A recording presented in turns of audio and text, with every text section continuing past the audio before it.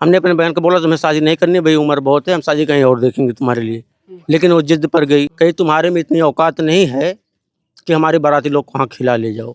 हम कहे हमारे में जितना सामर्थ्य है हम करेंगे, नहीं तो भैया शादी हम नहीं करेंगे। पूरा ये दाढ़ी कटी हुई है, आँख फूटी हुई है, गला धंसा हुआ है। क्या आप मानते हैं कि अगर आपकी बहन शायद अगर जिद न की होती तो आज जिंदा होती?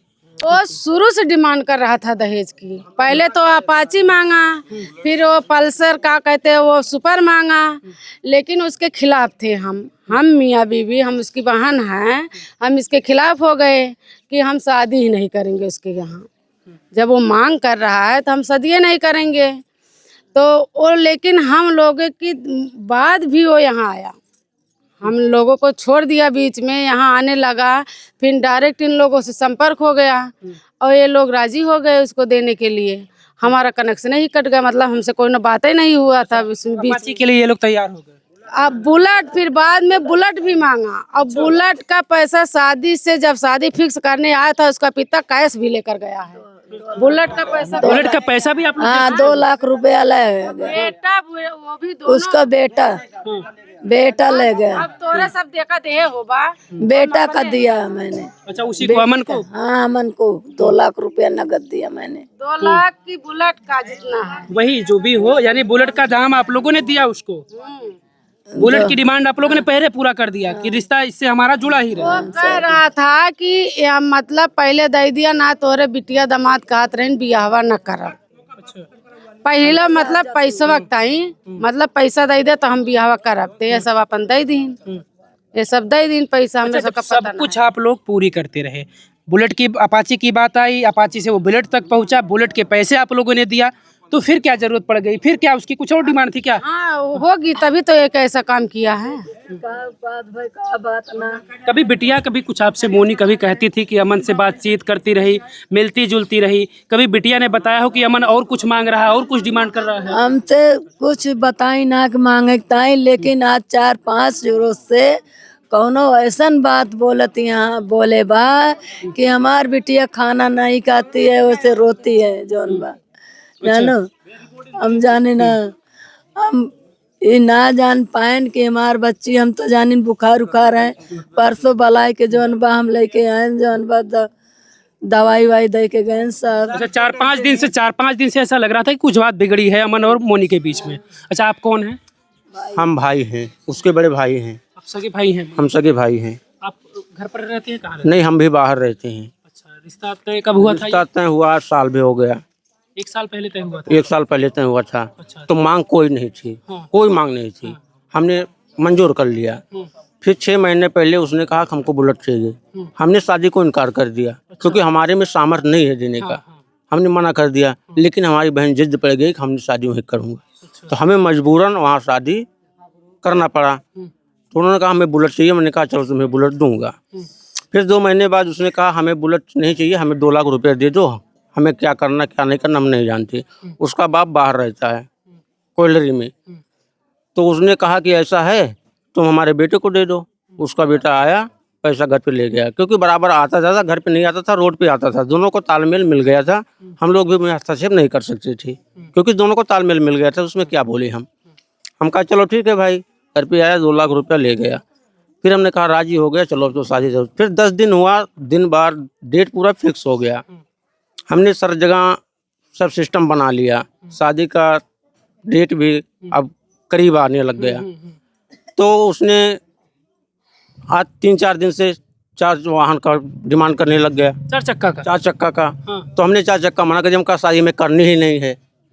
हमने अपने बहन को बोला तुम्हें शादी नहीं करनी भाई, उम्र बहुत है, हम शादी कहीं और देखेंगे तुम्हारे लिए। लेकिन वो जिद पर गई। अब दोनों से फोन दिन रात चलने लग गया हैं। उसमें उसकी तबीयत भी खराब होने लग गई। लेकिन हमें इतना नहीं महसूस है कि इन दोनों में बहुत झगड़ हो रहा है, ये नहीं कन्फर्म हो रहा है। अब फिर क्या हुआ दोनों में, कल के डेट में वो खाई पी भी नहीं, सुबह मंजन भी नहीं की। ये तो चली गई स्कूल, हम कहीं चले गए बाहर। फिर उठी, पशु के लिए चारा लाने चली गई खेत में। अब फ़ोन करके बुलाई होगी या नहीं की होगी, ये सब हमें नहीं पता है। पास में तालाब है। अब दोनों वहाँ क्या हुआ क्या नहीं, घर वाले हमारे पास लोग भी रोड पे उसे देखे कि दोनों बात करते हुए दिखाई दे।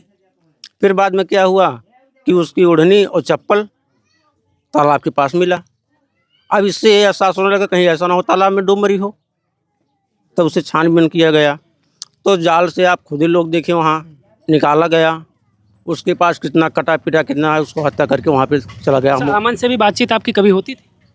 आज 1 हफ्ता पहले बात हुई थी, कुछ अमन ने कुछ नाराजगी जाहिर की हो? नाराजगी जाहिर की, कहीं तुम्हारे में इतनी औकात नहीं है कि हमारे बाराती लोग को वहाँ खिला ले जाओ। हम कहे हमारे में जितना सामर्थ्य है हम करेंगे, नहीं तो भैया शादी हम नहीं करेंगे। आपकी डिमांड हम नहीं दे पा रहे हैं तो हम शादी नहीं करेंगे। अच्छा, आपकी बहन की जिद थी कि शादी वहीं हम शादी वहीं करेंगे। अब दोनों की क्या तालमेल थी हमें इसको नहीं पता है।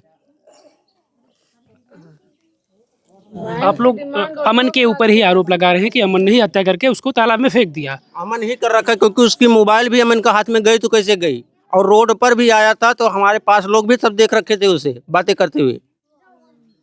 चोट के निशान भी थे, चोट के निशान भी गहरे थे, पूरे यहाँ लगे थे, यहाँ लगे थे, नाक पे कटे थे, गले में लगे हैं, पूरी दाढ़ी कट गई है, आँख फूट गई है। अगर ये साबित हो जा रहा है, पोस्टमार्टम हालांकि होगी, रिपोर्ट आएगी और ये साबित हो जा रहा है और अमन से हालांकि पुलिस पूछताछ करेगी सख्ती से, तो किस तरीके की सजा की मांग कर रहे हैं आप लोग? सजा उसको तो फांसी होना चाहिए। इससे ये मालूम पड़े कि दूसरी कोई बेटी इस मकसद में ऐसे राजनीतिक लोग ना मिले दूसरी बेटी को। उसको इतनी तगड़ी सजा होनी चाहिए कि और लोग फिर समझे, बेटी समझ सके कि हाँ कि कैसे व्यक्ति से होना चाहिए। हमारी मांग यही है। क्या आप मानते हैं कि अगर आपकी बहन शायद अगर जिद न की होती तो आज जिंदा होती? हाँ, शायद बहन ने हमारी जिद रखी और उसने भी जिद रखा। उसको मालूम भी पड़ गया था कि लोग मना कर रहे हैं लेकिन ये हमारे गले अटक रही, तभी उसने हत्या किया। अच्छा, ये जो डिमांड होती थी वो अमन खुद करता था या उसके परिवार वाले? नहीं, वो कर रहा था अमन। तो अमन क्या मालिक अमन थोड़ी ना था, उसके गार्जियन रहे होंगे, माँ बाप रहे होंगे। हाँ, तो उनसे आप लोग बात नहीं कर रहे थे कि भाई ये क्यों कह रहा है ऐसा? तो सुनो ना मेरी बात, माँ तो उसको है नहीं, बाप है, वो बाहर रहता है, कोयला खदान में कलकत्ता में रहता है, फ़ोन जल्दी रिसीव नहीं करता था। वो यही कहता था कि हमारे बेटे के ऊपर है, करना उसको है, रखना उसको है। तब उससे हम क्या बात करें उसके बाप से? उसमें बात ही खत्म हो जाती है ना, उससे मैं क्या बात करूं? यानी वो पिता सारी जिम्मेदारी अपने बेटे पर दे दे रहा है। बेटे पे दे रहा था। ये तमाम आरोप परिवार के द्वारा लगाए जा रहे हैं। परिवार के लोग ये भी बता रहे हैं कि वो लड़का जो अमन था, जो मोनी का होने वाला पति था, वो यहाँ आया हुआ था कल। उन लोगों से बातचीत भी होती है और जब ये लोग मोनी को ढूंढते हैं फिर मोनी के फ़ोन पर ये लोग कॉल करते हैं तो वो फ़ोन रिसीव करता है उसका होने वाला पति अमन।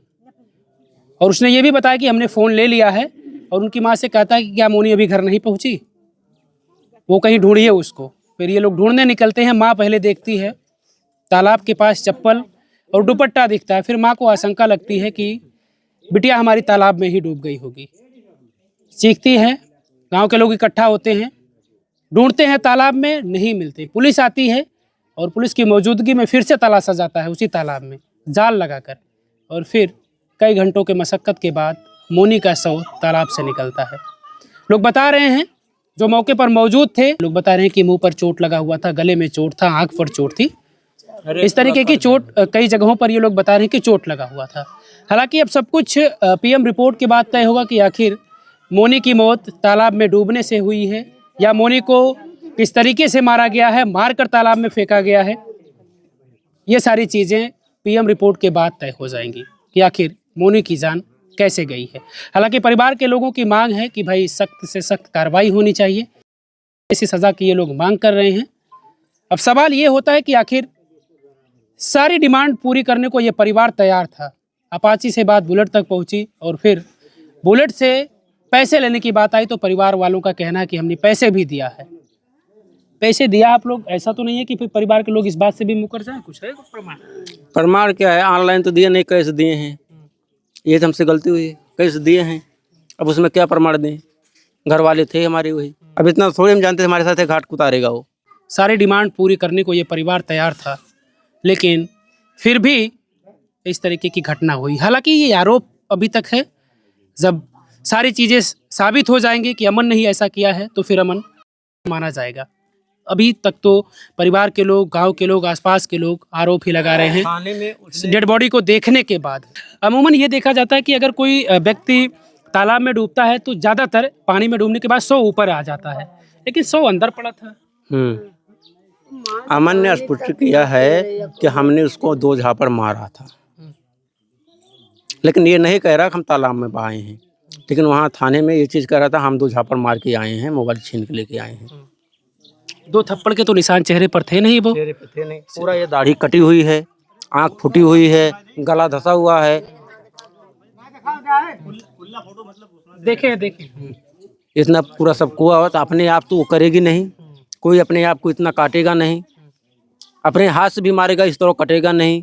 ये जो सारे सवाल हैं, ये सवाल के जवाब पीएम रिपोर्ट के बाद ही मिल पाएंगे।